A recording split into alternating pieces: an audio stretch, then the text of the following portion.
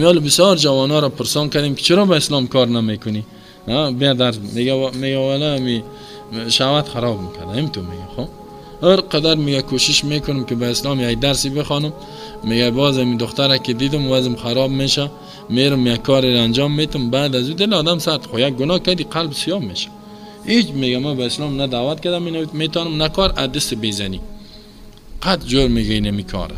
خب برو میگه اگه زنم نباشه این فضا که نباشه نه دخترها میان خود جور کردگی دریشی رسای کو لباس در جانش نیست. اینی را که دیدم میگه دماغم خراب است، شب خواب ندارم من. پس من چطور میگه با اسلام کار کنم؟ همین لباسا نه، همین دریشی بسیار چسب.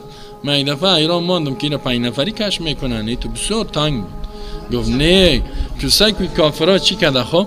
گفت که نه، گفت این گفت همین دریشی ها که هست لاشتکیست، خود ازی تو جمع میتا ای تو گفت جور که ایسا کوی گفت ترکی، این ترکیه را میگن که به زنده باد رجب طیب اردوغان.